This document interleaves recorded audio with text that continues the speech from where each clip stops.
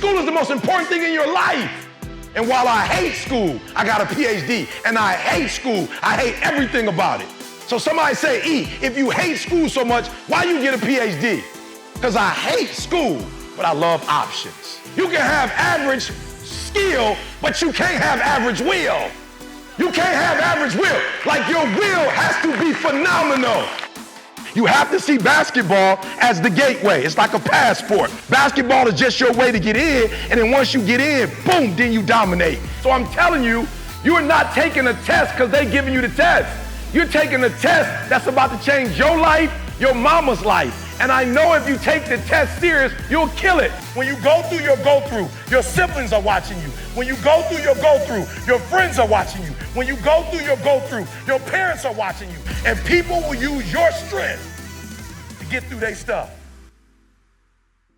Yo, what up? It's your boy, E.T. Welcome to another edition of Free. You heard what I said. FreeSummerSchool.com. You feel me? FreeSummerSchool.com, where knowledge is the new money. Get you some. Like flat out. Knowledge is the new money, y'all. Get you some. Why? Because when you have knowledge, you're your own boss, y'all. I'm just being real. When you're ignorant, like, look, my ancestors, I promise you, they fought to be able to learn how to read and write, fought for it, died for it. Why? They understood the importance of being informed. They understood the importance of being, intellectually and academically sound, right? They understood it. And so they paid to read and write. They paid to learn how to comprehend. They paid for that, y'all. You getting it for free and you playing with it. You playing video games more than you reading and writing. Now, I'm not suggesting that you should never play video games, but I am trying to tell you that video game playing, I got to be careful. If you sweet with it, you can get paid. Now, you know what I'm saying? 20 years ago, that statement wouldn't have been true. But now, as a gamer, you can make a whole bunch of money. But you still got to be a guru in it. You can't be a novice. Like, you can't be playing. Like, you gotta invest some time, some energy, some smarts, right, to take it to that next level. So if you just playing video games just to be playing them, look, it's not going to happen for you, right? So what I want to talk about today, man, y'all know my first book, Secret to Success, right? But let me be 100% clear. I told y'all the W, the O, the R, the K, and that's important. And then I told you the H, the A, the R, the D, the hard work is super important. But can I give you another secret to success? One that I believe was the one that I lacked to take me to the top. Now, I'm going to be honest. I was successful. God was blessing me and my family. You know, there were certain things that I was touching, and it was blessed by God. I'm not going to lie to y'all. But I'm talking about getting to that peak performer. I'm talking about becoming number one. I'm talking about being able to do NFL, NBA, corporate, commercials, like travel internationally. Let me tell you, the first secret to success, other than work and hard work, is confidence. Oh, man, you heard what I said. Confidence. And I'm going to be real with y'all. There was a time I was getting up early, going to bed late. There was a time where I was reading, studying. You know, there was a time that I was handling my business, but I wasn't reaching a certain level of success because I didn't have a lot of confidence in myself.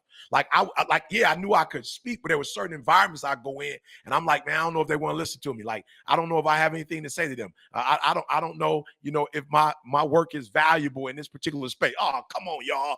And when I tell you confidence changed everything for me, I didn't go to Walmart and get it. I didn't go to Costco's, get to buy one, get one free. I didn't go to the local grocery store. I just woke up one day and was like, yo, E, flat out, bruh, believe in yourself. Like, flat out, E, believe in yourself. Look, you are like no one else. When God made you, he threw out the blueprint. Nobody else shares the fingerprint that you share. Nobody looks exactly like you or thinks just like you. Like, you are an original. You are not a carbon copy. Why are you trying to be like somebody else? Why are you trying to get somebody else's approval? Why you care what people think about you? Why you care what they think about your dreams and your goals? E, there's nobody else that was made like you. When God made you, is one out of one. No, there's nobody else like you on this planet.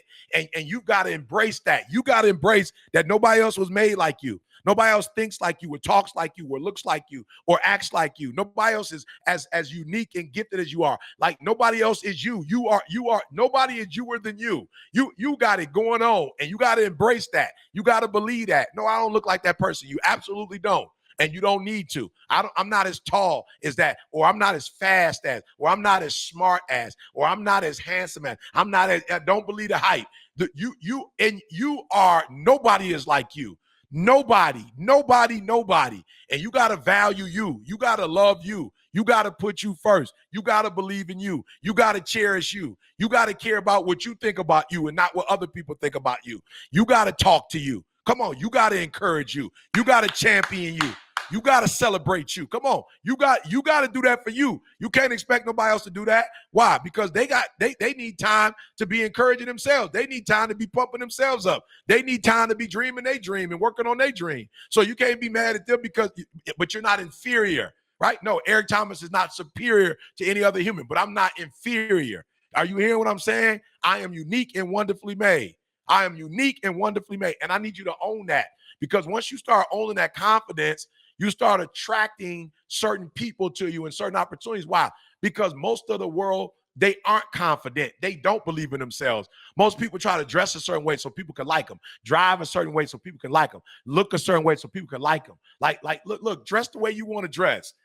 Dress what makes you feel comfortable. You don't owe nobody no explanation to why you dress the way you dress, why you look the way you look, why you decided to do what you do. I don't owe nobody no explanation. I feel comfortable in my skin. I feel comfortable with the decisions I make. I feel comfortable with the life that I live. I feel comfortable in my skin. And I'm telling y'all, when I got that confidence and I started going on stage, I'm telling you, it was attractive. People loved the fact that I got on stage and had confidence. Why is Muhammad Ali one of the greatest? Because I'm a bad man. I float like a butterfly. I sting like a bee. I'm a bad man. I'm the champ. I must be the greatest. I'm the youngest heavyweight fighter. We loved him because of his confidence.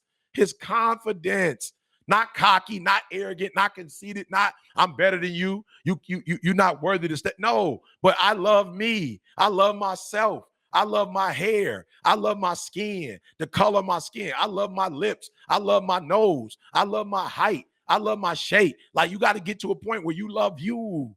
You got to get to a point where you love you and you don't need nobody's affirmation. You don't care what nobody else think or say about you, because you love you. And let me tell you something. When you love you, they going to love you. When you love you, when you don't love you, they going to abuse you. When you don't love you, they going to manipulate you. When you don't love you, they going to take advantage of you. When you don't love you, come on. They ain't going to love you. They not going to love you more than you love yourself, unless it's your mama or your grandmama. Maybe your granddaddy, your daddy. Are you hearing what I'm saying? Maybe a coach, maybe. But I'm trying to tell you, when you love you, they gonna love you. All right, B, give me that sound, baby. I'm about to take you to a quote real quick, right quick. All right. Confidence does not come from always being right, but from not fearing being wrong. With confidence, you won before the race even started. Come on. So it's your boy E.T. I need you to do me a favor. Believe in yourself. Believe in yourself. Love yourself. Cherish yourself. Affirm yourself. Be comfortable in your skin. Be comfortable being you. Love you. Encourage you. Cheer you on. Come on. Love every part of you, whether they like it or not, whether they understand it or believe it or not. Love you, because you are uniquely and wonderfully made. It's your boy E.T. Small steps, great distances. Now you know. Let's go. Welcome to Free Summer School. Knowledge is the new money. Eric Thomas, E.T. the hip hop preacher, and friends. We have an all-star cast here today. Q, give me the part though. Give me that part, Q. What part? What? Go get you some? Knowledge is that's what we want. Knowledge is the free money. Now go get you some. I'm sorry. I keep you know why? Because I see all these people, man. It's like Hollywood Squares. We got Charles Terry Jr., we have Aunt Val, we have Mustafa, we have Jeremy Anderson, we have Kale. Okay, so listen, we got to talk, E. Today we're talking about confidence. Like, how do you get confidence? Like, I'm not talking about like the fake swagger, like you just how do you really exude confidence in all that you do? Okay, so I'm going to say this. I think that for those who are like me, who lack confidence, I really think the lack of confidence is the lack of preparation. You know what I'm saying? Like, that's why, like, when I really look back and like, yo, E, why you weren't confident? And I do a case study on like all the time, like all the areas that I wasn't confident. It was literally, you weren't prepared in that area. Like you lacked in that area. So I remember when I went to Oakwood, man, I'm talking about the most afraid that I ever been, the lowest self-esteem I ever had my freshman year. All my classes were remedial classes. Why? Because I ain't do nothing K through 12. So when I took that, whatever the placement test, I got placed in all remedial stuff. So I'm feeling low self-esteem because everybody else in 101, 152. They got the CLEP English because they were so smart. Fish out of water. They singing songs I don't know. They got little sayings. May the Lord watch between me. I ain't know that stuff. So I wasn't I didn't know. So for me it was I didn't know. Now let's fast forward it. Super confident. Why? Because I prepare now. You feel me? Like I'm prepared. When I get up to speak, I've been doing it for 30, bro. I've been doing it since I was 19, 20. I've been speaking for 30 years. Like I'm confident now because I'm prepared at what I do. And here's the other one.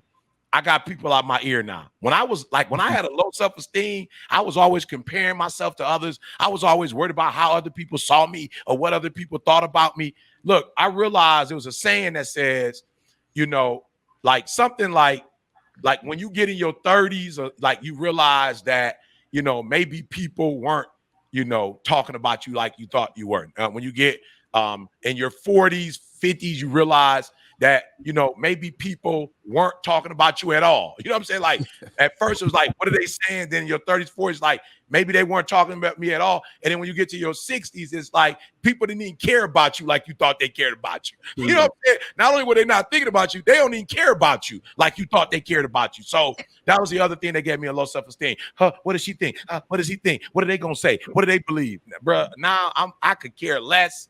And as a result of that, my confidence is high because all I care about is what Eric Thomas thinks about Eric Thomas. Mm. Let's go to Jeremy Anderson. Jeremy, confidence. How do we get it? How do these students that are watching get you some? Get confident. Get you some. Yeah. Confidence gets you some. So I think it starts with that mindset. You know what I'm saying? As a man thinketh, so is he. So if you feel like you are not up to par, if you feel like you're not good enough, then your brain's going to do something there. I'll never forget after I went to 3 different schools. Like, let me tell you something, Quincy. I know all about failing, bro. I went to 3 different schools for the 9th grade, got kicked out of Oakwood, completely failed Johnson, finally got it together at Huntsville High. So I went to 3 different schools for the 9th grade. When I finally was kind of trying to catch up with my right grade, it seemed like everybody in my class knew the schoolwork. They was able to read, regurgitate it back. They could break it down, and I just felt so lost. And I remember telling myself, like, you might be smarter than me, but you're not going to outwork me. So if I got to read the chapter over and over and over again, and I had ADHD, so my attention span was really short, and it was zapped my confidence. But I had to start speaking life to myself. I had to start encouraging myself, and I had to surround myself with people that saw greatness inside of me. And then I chose to believe that they wasn't lying. I chose to believe it wasn't cap. I chose to believe I could do great things. I just had to put that work in. Remember, we talked about work, and I put that work in, and then that helped me grow in confidence. And I began to celebrate those small wins, more small wins, and it made me feel more confident as I began to move forward. Kale, let's go to you, brother. Thank you for joining us, bro. The whole time y'all was talking, man, he said something earlier. He said, confidence is the lack of, what did you say, preparedness? Preparation. Yeah. So to me, the lack of confidence comes from the lack of identity. Right. So my confidence comes from the fact that I'm the only one with this thumbprint. I'm the only one in the world with this fingerprint. Nobody else can have a duplicate fingerprint to mine. So I'm the only one in the world who can live the life that I'm supposed to live the way that I'm supposed to live it. And I think a lot of us, where we struggle is we try to duplicate other people and fail. And then we put that failure on our own self. Right, but when we choose to walk our own path, there's nothing but confidence in that path. I remember when I was 16, I started rapping. And at the time, I thought I was the best rapper on earth. Like, you couldn't tell me. I used to battle rap people in the lunchroom. At the time, I thought I was the hottest thing to ever touch a microphone. Recently, I went back and listened. It wasn't the truth. Like, you know what I'm saying? But at the time, the confidence that I had to get on that microphone carried me through. It was like, I'm the best, I'm the best, I'm the best, I'm the best, I'm the best. Because at the time, I was the only one in my family making music. Nobody else in my family could tell me how to do it. They couldn't give me no tips and tricks on what to do. I was the only one. And it came from my mom telling me, hey, you can do anything you put your mind to. And I believed her for some reason. I believed her 100%. I'm like, oh, shoot. You know what I'm saying? When I told her I wanted to be a rapper, she was like, go for it. I told her I wanted to be an actor. She said, go for it. I told her I wanted to be a stand-up comedian. She said, go for it. And she was there supporting me every time because she understood that even she never lived the experience that God has for me. That even my siblings, my brothers, I got 7 siblings, even them have not lived the experience that God has for me. So once you realize your identity, once you realize who you are and that you're the only person who can do, say, act, feel, and pursue the things that you want to pursue, you're not looking for anybody else to tell you how to do it. You're just focused on God telling you what to do, and then your inner self pushing you to do the things that you want to do. So I think it's all about identity. Confidence comes from identity, learning who you are, embracing who you are, and celebrating who you are. Wow. Thanks, Kel. Mustafa, let's go to you, brother. Let's talk about confidence. Yeah, man. For students out there who are like myself, introverted, right, naturally lack confidence, similar to what E said, I think for us, confidence comes through confirmation.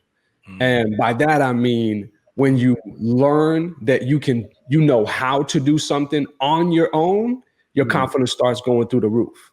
You lack confidence when you're like, man, am I doing this right? Am I going to be judged if I don't get it done in a perfect way? Right.